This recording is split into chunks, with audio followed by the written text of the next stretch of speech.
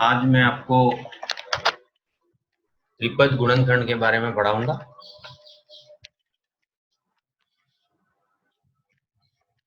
सबसे पहले मैं आपको बताना चाहूंगा कि त्रिपद व्यंजक क्या होता है।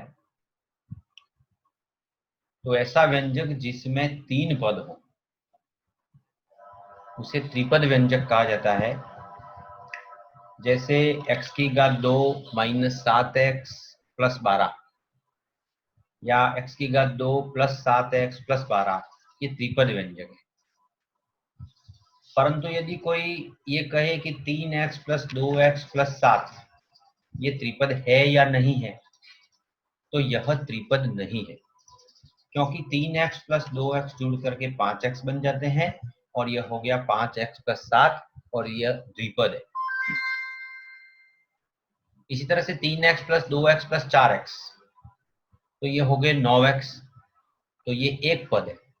इसको हम त्रिपद नहीं कह सकते, इन दोनों को हम त्रिपद की श्रेणी में नहीं रख सकते। 3x प्लस 2y प्लस 7 यह एक त्रिपद की श्रेणी में आता है, परंतु जब हम गुणनखंड करते हैं तो सामान्यतया गुणनखंड जो है वो हम एक चर वाले द्विघाती त्रिपद के ही गुणनखंड करते हैं। और इसलिए हम शुरुआत करेंगे त्रिपद के लिए। तो मैंने एक उदाहरण लिया है x की घात 2 माइनस 7x प्लस 12। इस पहले उदाहरण में मैं आपको यह भी बताना चाहूंगा कि जब भी हम किसी त्रिपद के गुणनखंड करें तो हमें कौन कौन से स्टेप्स लेने हैं। और एक गुणनखंड करने से पहले हमें 6 स्टेप्स करने हैं, जिसमें सबसे पहला स्टेप जो है वो है सर्वप्रथम दिए गए त्रिपद व्यंजक को अवरोही या आरोही क्रम में जमा दीजिए। सामान्यतया हम अवरोही क्रम में जमाते हैं। अवरोही क्रम में जमाएंगे यानी कि जो घातांक सबसे बड़ा है वो पहले, और द्विघात की बात करें तो घात 2 वाला पहले, फिर एक घात वाला और फिर अचर पद। इस तरह से तीनों पदों को हम जमा देते हैं। ये हो गई पहली स्टेप, दिए गए त्रिपद व्यंजक को अवरोही क्रम में जमाना। दूसरी स्टेप में हम क्या करते हैं, इसके पहले पद और तीसरे पद का गुणनफल ज्ञात करते हैं। देखिए मैंने पहली स्टेप में पहले और तीसरे पदों पर गोला लगा के बताया है। पहला पद है प्लस x की घात 2, प्लस लिखा हुआ नहीं है, लेकिन जब भी किसी संख्या के आगे कोई चिन्ह लिखा हुआ नहीं रहता है तो इसका मतलब वहां प्लस। और तीसरा पद है इसका प्लस 12, और इस पहले और तीसरे पद का गुणा करेंगे तो स्टेप 2 में मैंने बता रखा है पहला पद इंटू तीसरा पद बराबर एक्स स्क्वायर इंटू 12, और उनका गुणा करने पर हमारे पास उत्तर आता है प्लस 12x स्क्वायर। तो यहां पर हमारे पास दोनों बातें महत्वपूर्ण है, हमें चिन्ह पर भी ध्यान देना है और गुणांक पर भी ध्यान देना है। चिन्ह जो है वो हमें अगली स्टेप में जाकर के 5वीं स्टेप में जरूरत पड़ेगी कि अगर प्लस चिन्ह है तो 5वीं स्टेप में गुणनखंडों को हम जोड़ेंगे, और अगर माइनस चिन्ह है तो 5वीं स्टेप में गुणनखंडों को हम घटाएंगे। बाद में जब 5वीं स्टेप आएगी मैं दोबारा ये बात बताऊंगा। फिलहाल हमें तीसरी स्टेप में केवल ये नोट करना है कि गुणांक का चिन्ह क्या है, प्लस है या माइनस है। तो इस सवाल में हमारे पास गुणांक का चिन्ह क्या है, प्लस है। अब यहां गुणांक 12 जो आया उस 12 के सभी संभव गुणनखंड युग्म लिखते हैं, और सभी संभव गुणनखंड युग्म लिखने के लिए हम उस 12 में बारी बारी से 1 से लेकर के जितनी भी संख्याओं का भाग जाता है पूर्ण संख्याओं, उन सब 1 से आगे तक की पूर्ण संख्याओं का भाग लगाते हैं। और यह भाग लगाने की प्रक्रिया तब तक करते हैं जब तक कि 2 समान गुणनखंड नहीं आ जाते। जैसे देखिए आप चौथी स्टेप में मैंने बता रखा है 1 का भाग लगाएंगे तो 12 बार जाएगा, 1 इंटू 12, 2 का भाग लगाएंगे तो 6 बार जाएगा, 2 इंटू 6 बराबर 12। 3 का भाग लगाएंगे तो 3 इंटू 4 बराबर 12। 4 का भाग लगाएंगे तो 3 बार जाएगा, 4 इंटू 3 बराबर 12। तो यहाँ देखिए हमको दोनों समान गुणनखंड मिल गए। उनको 3 इंटू 4 कहो या 4 इंटू 3 कहो, एक ही बात है। और जब इस प्रकार की अवस्था प्राप्त हो जाए तो आगे हमें समझ जाना चाहिए कि 12 के और अधिक गुणनखंड युग्म नहीं होंगे। 12 के और अधिक गुणनखंड युग्म नहीं होंगे और इसलिए ये गुणनखंड युग्म बनाने की प्रक्रिया यहाँ पर क्या होती है, स्टॉप हो जाती है। और इसलिए मैंने लाल स्याही से लिख रखा है स्टॉप। अब हमें ये जो चौथी स्टेप में गुणनखंड युग्म प्राप्त हुए, उन गुणनखंड युग्मों का हमें क्या करना है। तो तीसरी स्टेप में हमने कहा था उसका चिन्ह आप नोट कीजिए। और अगर तीसरी स्टेप में चिन्ह प्लस आया है तो हम उन सभी गुणनखंड युग्मों का क्या करेंगे, योग करेंगे। उन सभी गुणनखंड युग्मों का योग करेंगे। और योग करने पर देखिए क्या आएगा।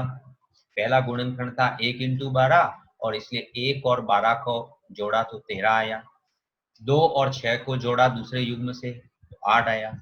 और तीसरे युग्म से 3 और 4 को जोड़ा तो 7 आया। और इस पर मैंने गोला लगा के राइट कर रखा है। क्यों राइट कर रखा है, क्योंकि ये जो 7 है वो 7 मध्य पद के गुणांक के बराबर है। मध्य पद हमारा कितना था, मध्य पद था हमारे पास 7x, अर्थात x का गुणांक 7 है और वो 7 यहां से आ गया। अब ये जो मध्य पद 7 आया, उस मध्य पद को हम 3 + 4 के रूप में लिखेंगे। और जब उसको 3 + 4 के रूप में लिखेंगे तो हमें जो सवाल दिया गया था गुणनखंड करने के लिए, x की घात 2 - 7x + 12 बराबर हो जाएगा x की घात 2 माइनस ब्रैकेट में 3 + 4 पीछे x का गुणा। देखो 7x के हमने 2 टुकड़े कर दिए, 3x और 4x प्लस। अब इसको अगले स्टेप में हम खोलेंगे तो ब्रैकेट के आगे माइनस चिन्ह है और इसलिए जब इसको खोलेंगे तो अंदर वाली दोनों संख्याओं के चिन्ह माइनस हो जाने की वजह से ये क्या हो गया, x की घात 2 - 3x - 4x + 12। और अब यहाँ दो दो संख्याओं के हम जोड़े बना देंगे, दो दो पदों के जोड़े बनाएंगे। तो पहला पद बन गया, पहला जोड़ा बन गया x² - x की घात 2 - 3x और दूसरा जोड़ा बन गया -4x + 12। और उनमें जो उभयनिष्ठ है उस उभयनिष्ठ को बाहर लेंगे। तो पहले जोड़े के दोनों पदों में देखो आप x उभयनिष्ठ है, x² में भी x है और 3x में भी x है और इसलिए x को हम कॉमन लेंगे तो अंदर क्या आ गया, x - 3 आ गया, जिसको हमने ब्रैकेट में ले लिया। दूसरे जोड़े में आप देखिए सबसे पहले 4x के आगे माइनस चिन्ह है इसलिए हम माइनस लिखेंगे और 4 को यहाँ पर उभयनिष्ठ ले लेंगे। 4 को उभयनिष्ठ ले लेंगे तो 4x में 4 का भाग लगाया तो x बचा और 12 में 4 का भाग लगाया तो 3 बचा। परंतु क्योंकि बाहर हमने माइनस चिन्ह लिया है ब्रैकेट के बाहर, इसलिए 12 के आगे जो प्लस चिन्ह था वो चिन्ह किस में कन्वर्ट हो जाएगा, माइनस में चिन्ह कन्वर्ट हो जाएगा। तो यहाँ हमारे पास कुल मिलाकर आया x × x - 3 - 4 × x - 3। और अब हम देख रहे हैं x - 3 x - 3 दोनों पदों में है इसलिए x - 3 फिर से उभयनिष्ठ आ जाएगा। और पीछे ब्रैकेट में पहले पद में हमारे पास क्या बचा था, x और दूसरे पद में हमारे पास क्या बचा था, -4। तो इस तरह से हमको जो व्यंजक दिया गया था x² - 7x + 12, इसके गुणनखंड आते हैं हमारे पास x - 3 × x - 4। इसे कहते हैं त्रिपद विधि। आइए इसी विधि पर हम एक दो उदाहरण और करते हैं। दूसरा उदाहरण इसका जो लेते हैं, जिससे मैंने यहाँ पर लिखा है उदाहरण 1। देखिए यहाँ पर x की घात 2 + 7x + 12 चिन्ह का अंतर है। पहले उदाहरण में 7x के आगे माइनस चिन्ह था, दूसरे उदाहरण में ये जो हम पढ़ा रहे हैं उसमें प्लस चिन्ह। तो सवाल उन्हीं स्टेप्स में होगा। सबसे पहली स्टेप क्या है, सबसे पहली स्टेप, पहले और तीसरे पद जहां मैंने गोले कर रखे हैं, है ना, उन गोलों को क्या करेंगे, हम गुणा करेंगे। गुणा करने पर आया हमारे पास प्लस 12x की घात 2।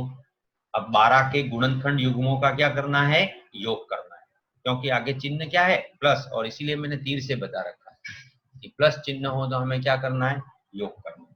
तो 12 के गुणनखंड युग्म वो ही 1 इंटू 12, 2 इंटू 6, 3 इंटू 4 होंगे, और अगला 4 इंटू 3 होगा, और 4 इंटू 3 होते ही समान हो गए, इसलिए यहाँ पर हमको प्रक्रिया क्या करनी है, स्टॉप करनी है। इनको जोड़ेंगे तो 1 और 12 की जोड़ 13, 2 और 6 की जोड़ 8, 3 और 4 की जोड़ 7, और ये 7 है वो मध्य पद का गुणांक है, और इसलिए अब 7 को हम इन टुकड़ों के रूप में लिखेंगे। तो 7 के जब ऐसे टुकड़े करेंगे तो हमारे पास सवाल क्या हो गया, x की घात 2 प्लस ब्रैकेट में 3 प्लस 4x प्लस 12। इन दोनों टुकड़ों को अलग अलग लिखेंगे तो ये हो गया x की घात 2 plus 3x plus 4x plus 12। अब दो दो के जोड़े बनाएंगे, और दो दो पदों के जोड़े बनाकर जो उभयनिष्ठ है उसको हम ले लेंगे। तो x को कॉमन लिया पहले जोड़े में, तो अंदर बच गया x प्लस 3। दूसरे जोड़े में प्लस 4 को कॉमन लिया तो अंदर बच गया x प्लस 3। तो पहले उदाहरण और इस उदाहरण में क्या अंतर है, पहले उदाहरण में हमने -4 कॉमन लिया था, इसलिए ब्रैकेट के अंदर -3 आ रहा था, लेकिन इस दूसरे उदाहरण में हमने +4 कॉमन लिया है, इसलिए ब्रैकेट के अंदर भी प्लस आ रहा है। तो इस तरह से अब इन दोनों जोड़ों में x प्लस 3 कॉमन है, तो x प्लस 3 हम आगे ले लेंगे, पीछे पहले जोड़े से बचा x, दूसरे जोड़े से बचा +4, और इसलिए इसके गुणनखंड हो गए x plus 3 into x plus 4। एक और उदाहरण लेते हैं हम। अगला उदाहरण है 3x की घात 2 प्लस 11x प्लस 6। उसी तरीके से करेंगे, पहले और तीसरे पद का गुणा करेंगे। पहला पद है 3x स्क्वायर, तीसरा पद है प्लस 6। 3x स्क्वायर और प्लस 6 का गुणा किया तो प्लस 18x स्क्वायर। अब हम यहाँ पर 18 के गुणनखंड युग्म निकालेंगे, और आगे उसके कौन सा चिन्ह है, प्लस, इसलिए उन गुणनखंड युग्मों का हमको क्या करना है, योग करना है। तो 1 इंटू 18, 2 का भाग लगाएंगे 9 बार जाएगा, 3 का भाग 6 बार जाएगा, और 4 का भाग नहीं जाएगा, 5 का नहीं जाएगा, पूरा पूरा भाग नहीं जा रहा है, और 6 का भाग लगाएंगे तो 3 बार जाएगा। अब देखिए यहाँ दो समान गुणनखंड आ गए, 3 इंटू 6 लिखो चाहे 6 इंटू 3 लिखो, और इसलिए 18 के आगे गुणनखंड युग्म ज्ञात करने की प्रक्रिया यहाँ क्या हो जाती है, पूरी हो जाती है, तो उसको यहाँ पर रोक देना है। अब हम क्या करेंगे, क्योंकि 18x की घात 2 के आगे प्लस चिन्ह था, इसलिए इन गुणनखंड युग्मों को जोड़ेंगे तो देखिए आप 1 और 18 की जोड़ 19 हुई, 2 और 9 की जोड़ 11 हुई, 3 और 6 की जोड़ 9 हुई। इसमें से ऐसी कौन सी जोड़ है जो मध्य पद के बराबर है, तो उसको मैंने गोला लगा रखा है। 2 और 9 की जोड़ 11 मध्य पद के गुणांक के बराबर है, और इसलिए हम मध्य पद को दो भागों में इस तरह से लिख सकते हैं, 3x की घात 2 प्लस ब्रैकेट में 2 प्लस 9x प्लस 6 बराबर 3x की घात 2 plus 2x plus 9x plus 6। वही दो दो के हम जोड़े बनाएंगे। पहला जोड़ा बन गया 3x की घात 2 प्लस 2x, और दूसरा जोड़ा बन गया प्लस 9x प्लस 6। पहले जोड़े में क्या उभयनिष्ठ है, तो x दोनों पदों में है, उस x को बाहर ले लेंगे तो अंदर बच जाएगा 3x प्लस 2। दूसरे जोड़े में 3 का भाग दोनों में जाता है, तो 3 उभयनिष्ठ ले लेंगे, अंदर बच जाएगा 3x प्लस 2। एक बात ध्यान रखना कि अगर आपका सवाल सही हो रहा है तो ब्रैकेट में सेकेंड लास्ट स्टेप में ब्रैकेट में जो राशि आ रही है, जो पद आ रहा है, वो दोनों जगह समान आएगा। सभी उदाहरण में आप नोट कीजिए, जिससे इसके पहले वाले उदाहरण में x प्लस 3 आया था, इस उदाहरण में 3x प्लस 2 आ रहा है, और 3x प्लस 2 दोनों में समान आ रहा है, उसको आगे लिख देंगे। पहले पद में हमारे पास बच गया x, और दूसरे पद में हमारे पास बच गया प्लस 3। तो इस तरह से इसका उत्तर हुआ 3x plus 2 into x plus 3। तीसरा उदाहरण देखिए, 7x की घात 2 प्लस 12x माइनस 4। ये एक और उदाहरण दिया है मैंने। अभी तक हमने जो उदाहरण लिए थे उसमें तीसरे पद का चिन्ह प्लस था, लेकिन यहां पर हमारे पास तीसरे पद का चिन्ह माइनस है, ये अंतर है। और इसलिए जब हम पहले और तीसरे पद का गुणा करेंगे तो +7x² और -4 का गुणा करेंगे तो उत्तर आएगा -28x²। और क्योंकि यहाँ उत्तर माइनस में आ रहा है, अतः हम जो गुणनखंड युग्म निकालेंगे उन गुणनखंड युग्मों को हमें घटाना है। लेकिन घटाते समय ये ध्यान रखना है कि हम हमेशा बड़ी संख्या में से छोटी संख्या को ही घटाएंगे। तो सबसे पहले तो हमें 28 के गुणनखंड युग्म निकालने हैं। उसके लिए हम 28 में क्या करेंगे, 1 से लगा करके जितनी भी संभव संख्याओं का भाग जाता है वो लगाएंगे। जैसे हमने 1 का भाग लगाया तो 28 बार गया, 2 का भाग लगाया 14 बार गया, 4 का भाग लगाया 7 बार गया, 5 और 6 का भाग 28 में पूरी तरह से नहीं जाता है, तो 7 का भाग फिर लगाया 4 बार गया। तो देखिए दोनों गुणनखंड समान आ गए, 4 × 7 और 7 × 4। इसका मतलब अब हमें आगे और गुणनखंड युग्म बनाने की प्रक्रिया नहीं करनी है, वो प्रक्रिया हमारी पूरी हो गई। अब हम देखेंगे इन दोनों पदों का जो गुणनफल आ रहा था वो गुणनफल किस में आ रहा था, माइनस में आ रहा था। और माइनस में आ रहा था इसलिए इन गुणनखंड युग्मों को हम घटाएंगे। और घटाते समय हमें ध्यान रखना है बड़ी संख्या में से छोटी संख्या घटानी है। तो 28 में से 1 घटाया 27 आए, 14 में से 2 घटाया 12 आए, और 7 में से 4 घटाया 3 आए। हमें देखना है कि इनमें से कौन सी संख्या ऐसी है जो मध्य पद के गुणांक के बराबर है। तो हम देख रहे हैं 14 में से 2 घटाने पर 12 आ रहा है, और 12 जो है वो मध्य पद का यहाँ पर क्या है, गुणांक है। और इसलिए जब हम इस प्रश्न को पुनः वापस लिखेंगे तो ये हमारे पास इस ढंग से हो जाएगा, 7x² प्लस ब्रैकेट में 14 - 2, 12 को हम क्या लिखेंगे, 14 - 2 x - 4। अब इसको ब्रैकेट खोलेंगे तो ये हो गया 7x² प्लस 14x - 2x - 4। 2 के जोड़े बनाएंगे तो पहला जोड़ा बन गया 7x² प्लस 14, दूसरा जोड़ा बन गया -2x - 4।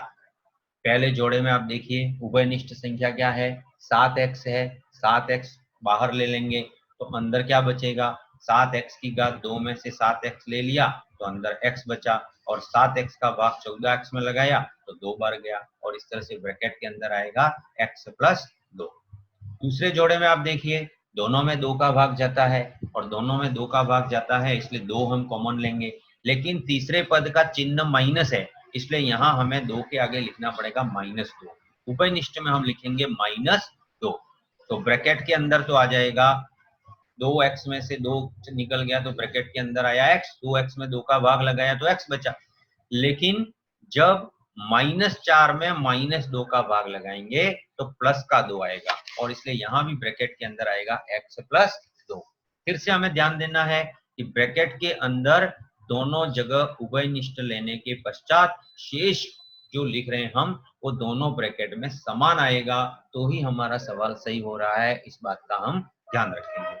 अब इसमें उभयनिष्ठ क्या है, तो x + 2 दोनों में उभयनिष्ठ है, x + 2 दोनों में उभयनिष्ठ है, वो हम आगे लिख देंगे। पीछे हमारे पास क्या बचा, 7x - 2। और इस तरह से हमें ये जो प्रश्न दिया गया था 7x² प्लस 12x - 4, इसके हम त्रिपद विधि से गुणनखंड करेंगे तो उत्तर आएगा x + 2 × 7x - 2। एक और अंतिम उदाहरण इसी कैटेगरी में हम देख लेते हैं, और वो उदाहरण है 6y⁴ - 5y - 4। देखिए सभी उदाहरण लगभग समान हैं, केवल चिन्हों का अंतर हो रहा है। सबसे पहला उदाहरण हमने जो लिया था उस सबसे पहले उदाहरण में मध्य पद का चिन्ह माइनस था। दूसरा उदाहरण हमने जो लिया था उसमें तीनों का पद चिन्ह प्लस था। उसके बाद जो लिया था उसमें भी तीनों का चिन्ह प्लस था। उसके बाद हमने जो लिया उसमें केवल तीसरे पद का चिन्ह माइनस था, बाकी दोनों प्लस थे। और ये जो अंतिम उदाहरण लेने हम जा रहे हैं उसमें दोनों पदों का चिन्ह दूसरे और तीसरे का माइनस है, लेकिन पहले पद का चिन्ह प्लस है। तो इस अवस्था में जब हम इसके गुणनखंड करेंगे तो सबसे पहले हमें पहले और तीसरे पद का गुणा करना है। तो 6y² और -4 का गुणा करेंगे तो उसका उत्तर आएगा -24y²। अब यहाँ 24 के हमको गुणनखंड युग्म करने हैं और क्योंकि उसका चिन्ह माइनस है इसलिए उन गुणनखंड युग्मों को क्या करना है, घटाना है, बाकी करनी है, व्यवकलन करना है। तो इसके गुणनखंड युग्म करने के लिए हम वापस वही क्रम लगाएंगे। 1 से जितनी संभव संख्याओं का 24 में भाग जाता है वो लगाएंगे। 1 का भाग लगाएंगे 24 बार जाएगा, 2 का भाग लगाएंगे 12 बार जाएगा, 3 का भाग लगाएंगे 8 बार जाएगा, 4 का भाग लगाएंगे 6 बार जाएगा, 5 का भाग पूरा 24 में नहीं जाता है इसलिए उसको नहीं लिखेंगे, और 6 का भाग लगाएंगे 24 बार जाएगा। तो यहाँ हमारे पास दो गुणनखंड समान आ गए, 4 × 6 और 6 × 4। इसका मतलब अब आगे गुणनखंड करने की प्रक्रिया को क्या करना है, रोक देना है। आगे गुणनखंड बनाने की प्रक्रिया को रोक देना है। अब हम क्या करेंगे, तो यहाँ चिन्ह माइनस आया था गुणनफल का, पहले और तीसरे पद के गुणनफल का चिन्ह माइनस आया था, इसलिए हम क्या करेंगे, व्यवकलन करेंगे। 24 में से 1 निकालेंगे तो 23, 12 में से 2 निकालेंगे तो 10, 8 में से 3 निकालेंगे तो 5 और 6 में से 4 निकालेंगे तो 2। अब हम देखेंगे कि वह कौन सी संख्या है जो मध्य पद के गुणांक के बराबर है। तो 8 में से 3 घटाने पर 5 आता है, वो मध्य पद के गुणांक के बराबर है। और इसलिए जब इस प्रश्न को हम पुनः लिखेंगे तो ये हमारे पास हो जाएगा 6y² - 5y - 4 बराबर 6y² माइनस ब्रैकेट में 8 - 3, 5 की जगह हमको क्या लिखना है, 8 - 3y - 4। ब्रैकेट को खोलेंगे तो 6y² - 8y प्लस 3y - 4। 2 के जोड़े बनाएंगे, पहला जोड़ा बन गया 6y² - 8y, दूसरा जोड़ा बन गया प्लस 3y - 4। अब यहाँ पर हम उभयनिष्ठ लेंगे तो देखिए 2y का भाग दोनों में जाता है, तो 2y उभयनिष्ठ ले लेंगे तो अंदर क्या बच गया, 6y² में 2y का भाग लगाया तो अंदर बच गया 3y, और -8y में 2y का भाग लगाया तो अंदर बच गया -4। अब पीछे वाले दोनों पद देखिए 3y - 4, तो हम देख रहे हैं यहाँ पर ऐसी कोई उभयनिष्ठ संख्या नहीं है जिससे दोनों भाज्य हों, तो हम यहाँ पर एक उभयनिष्ठ ले लेते हैं कि एक का भाग दोनों में जाता है, और हमने एक उभयनिष्ठ लिया तो अंदर बच गया 3y - 4। हम देख रहे हैं 3y - 4 दोनों में आ गया और 3y - 4 दोनों में आ गया, इसलिए इसको उभयनिष्ठ लेने पर पहले पद के साथ हमारे पास बचा था 2y, दूसरे पद के साथ बचा था +1, और इसलिए हम इसको लिख सकते हैं 3y - 4 × 2y + 1। तो इस तरह से 6y² - 5y - 4 के गुणनखंड अगर हम करें तो उत्तर आएगा 3y - 4 × 2y + 1। अगर आपके पास कोई ऐसा प्रश्न आ जाता है जिसमें पहले पद का चिन्ह माइनस है, तब भी आपको घबराने की आवश्यकता नहीं है। आप इन्हीं नियमों का पालन करते हुए प्रश्न को आसानी से सरल कर सकते हैं। धन्यवाद।